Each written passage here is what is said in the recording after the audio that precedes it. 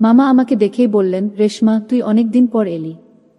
আজ আমি তোর জন্য বাজার থেকে অনেক বড় একটা মাছ নিয়ে আসব।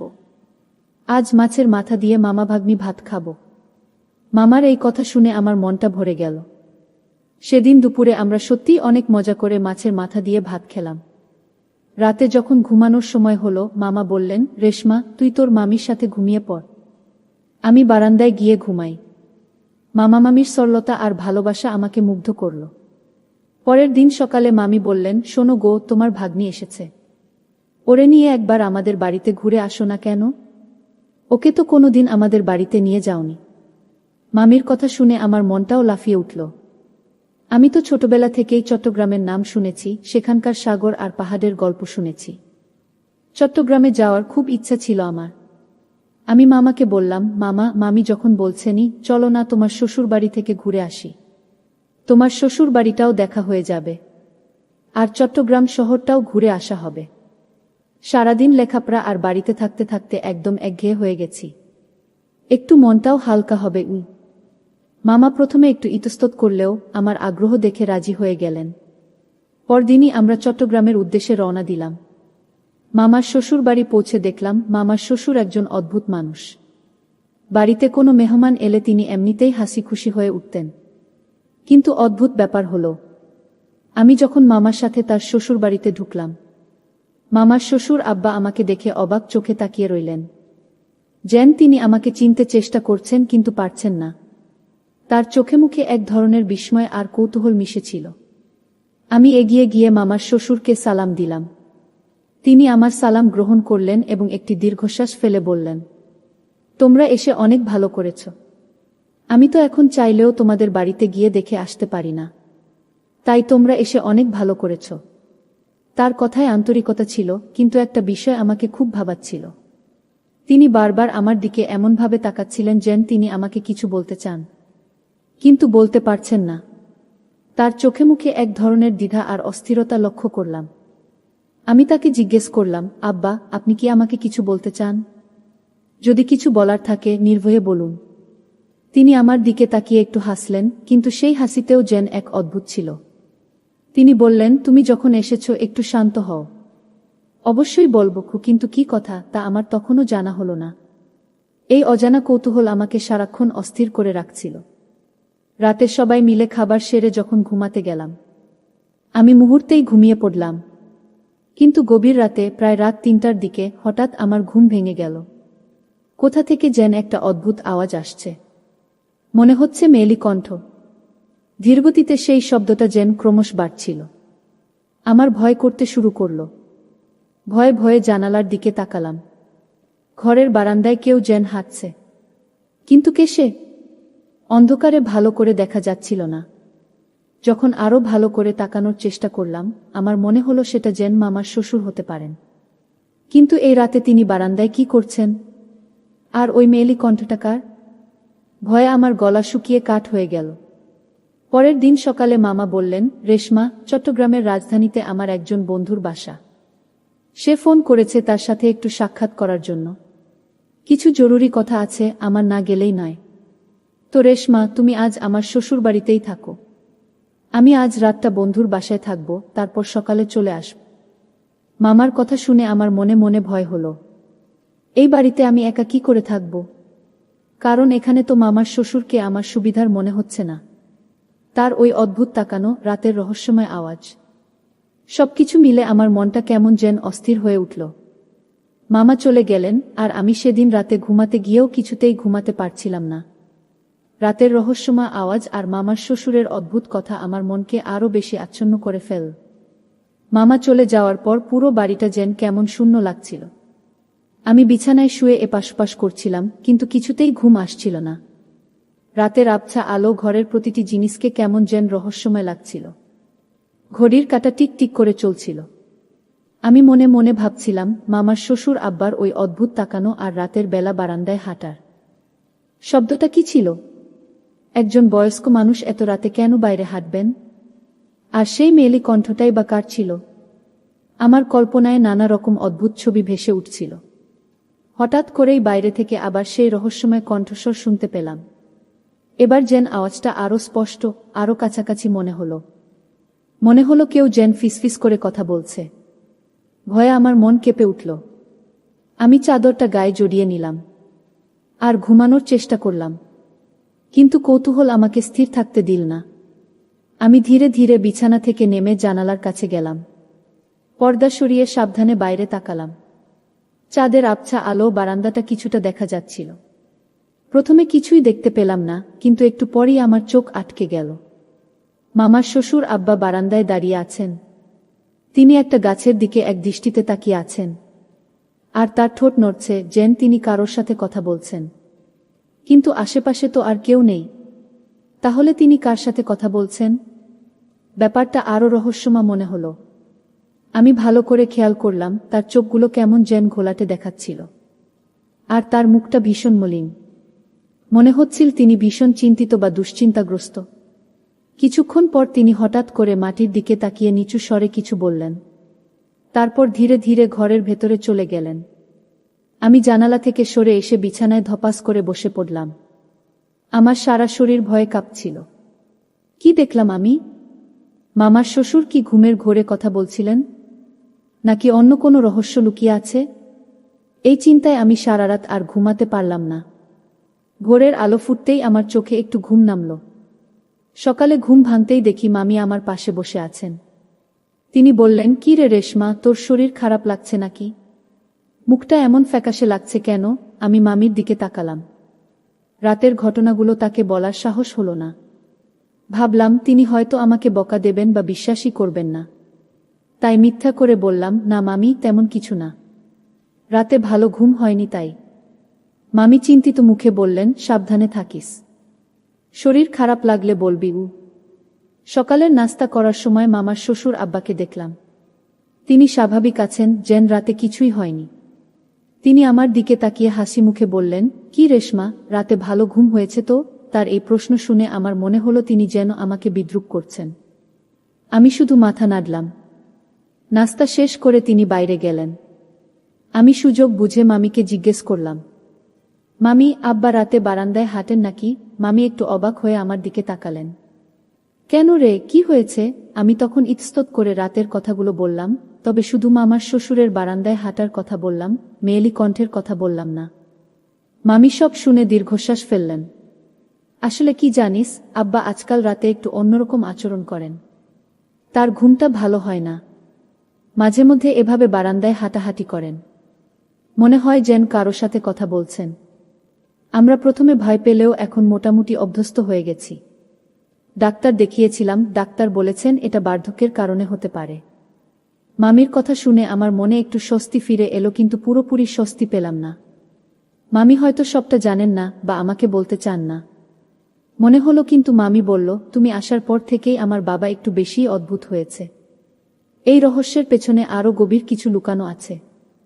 মামির কথা শুনে খানিকটা স্বস্তি পেলেও আমার মন থেকে সন্দেহ পুরোপুরি কাটল না। বার্ধক্যজনিত সমস্যা? কিন্তু রাতের সেই মেয়েলি কণ্ঠস্বরটা কি ছিল? মামি হয়তো সবটা জানেন না, অথবা আমাকে জানাতে চান না। সারাদিন আমার মাথায় ঘুরপাক খাচ্ছিল এই চিন্তা। আমি মনে মনে ঠিক করলাম, এই রহস্যের আমাকে জানতেই হবে। সেদিন বিকেলে আমি বাড়িটা ভালো করে ঘুরে দেখার সিদ্ধান্ত নিলাম। বাড়িটা বেশ পুরনো, তবে পরিপাটি করে সাজানো। আমি প্রতিটি ঘর, প্রতিটি কোণ খুঁটিয়ে দেখতে লাগলাম। মামার শ্বশুর আব্বা তখন বারান্দায় বসে খবরের কাগজ পড়ছিলেন। আমি লক্ষ্য করলাম তার চোখ দুটো মাঝে মাঝে অস্থিরভাবে চারদিকে ঘুরছে, যেন তিনি কিছু খুঁজছেন। হাঁটতে হাঁটতে আমি বাড়ির পেছনের দিকে গেলাম। সেখানে একটা ছোট বাগান ছিল, আর বাগানের এক কোণে একটা পুরনো ভাঙা ঘর দেখতে পেলাম। ঘরটা লতাপাতায় ঢাকা, আর তার দরজা জানালাগুলো ভাঙা। দেখে মনে হচ্ছিল বহুদিন ধরে ঘরটা তালাবন্ধ। আমার মনে হলো এই ঘরের ভেতরেই হয়তো কোনো রহস্য লুকিয়ে আছে। আমি কৌতূহলবশত ঘরের কাছাকাছি গেলাম। একটা ভাঙা জানালা দিয়ে ভেতরে উকি মারার চেষ্টা করলাম, কিন্তু অন্ধকার আর ধুলোবালির জন্য কিছুই দেখা যাচ্ছিল না। ঘরের ভেতরে একটা গন্ধ পাচ্ছিলাম। হঠাৎ করেই পেছন থেকে মামির ডাক শুনতে পেলাম, রেশমা, ওখানে কি করছিস?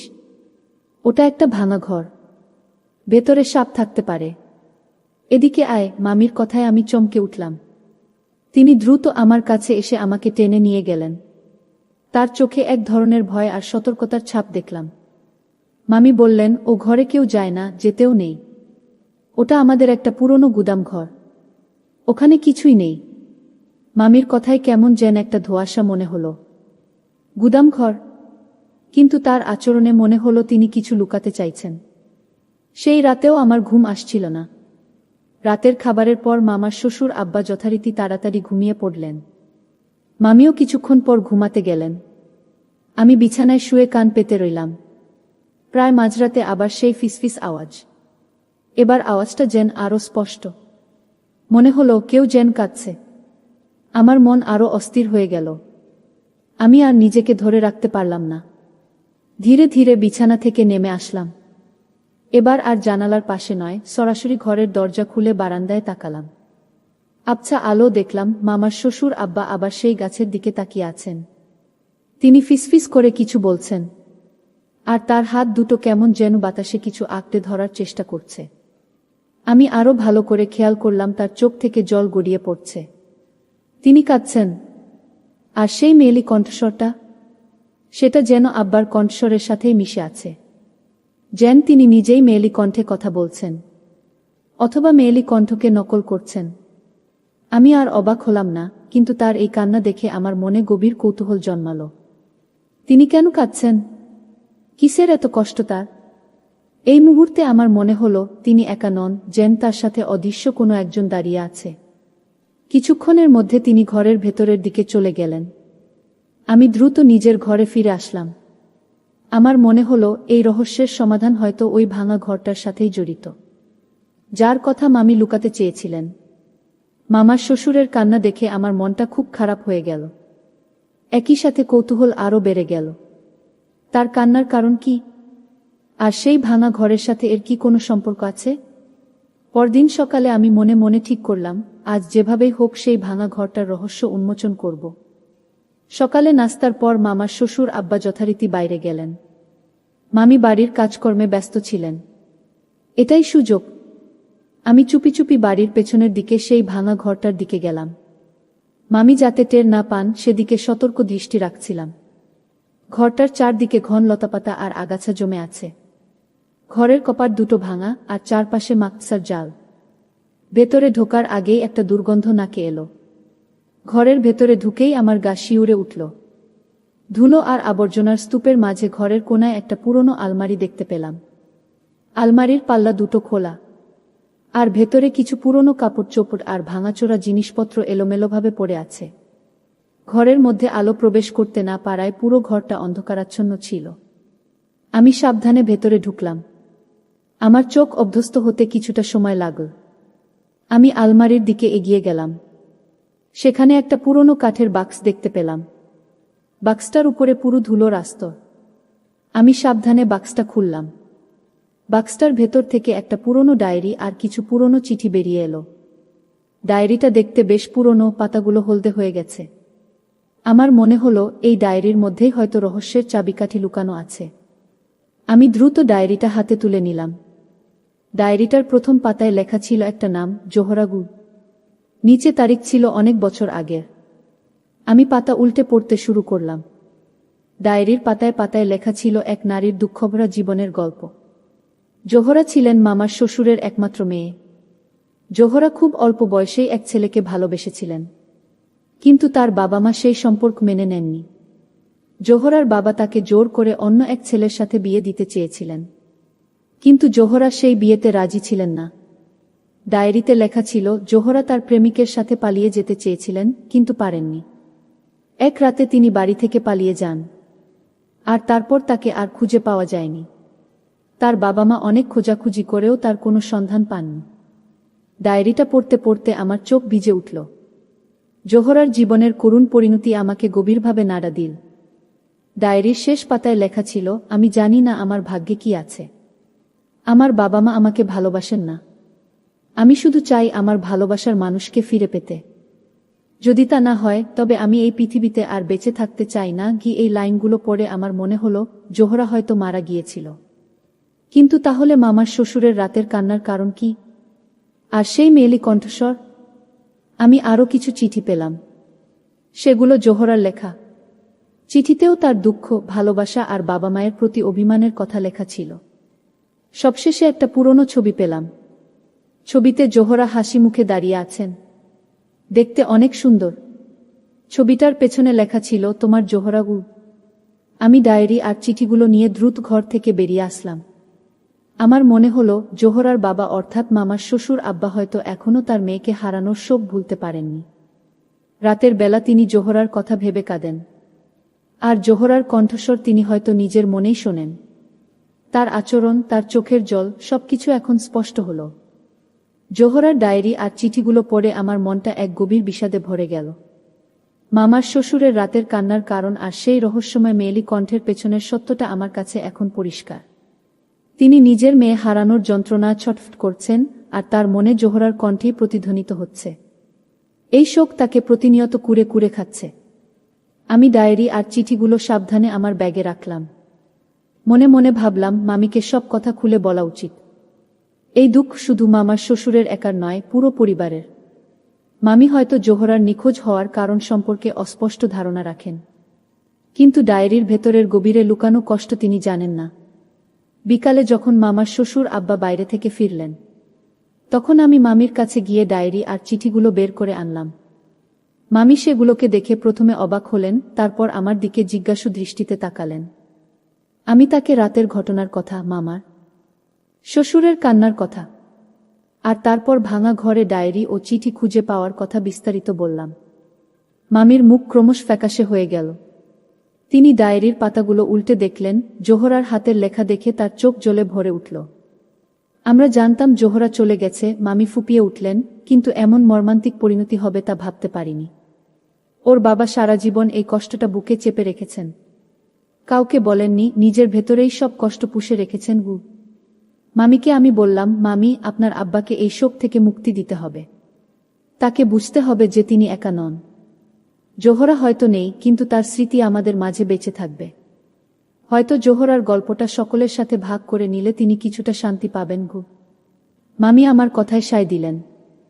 সেদিন রাতে খাবারের পর আমরা সবাই বসলাম। মামার শ্বশুর আব্বা স্বাভাবিকভাবেই বসেছিলেন। মামি তখন ধীরে ধীরে ডায়েরিটা তার হাতে তুলে দিলেন।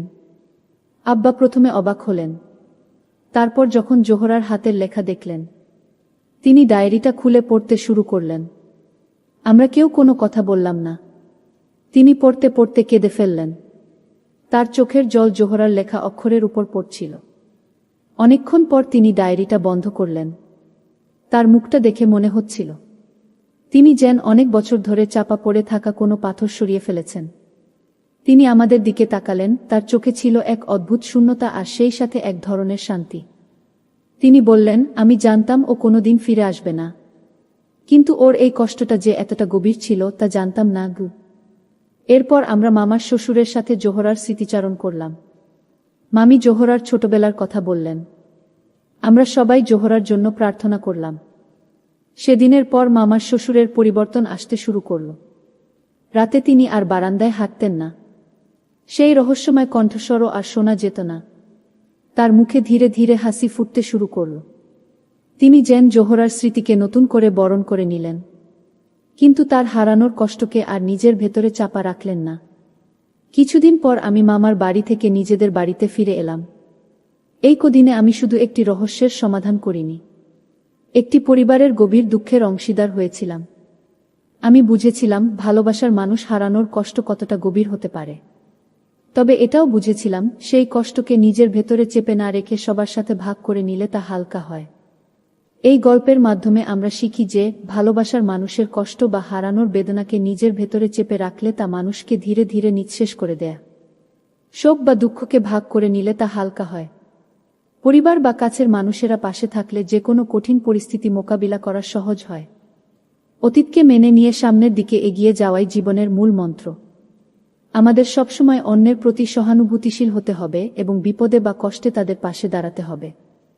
বন্ধুরা, আজকের গল্পটি কেমন লাগলো তা অবশ্যই কমেন্ট করে জানাতে ভুলবেন না।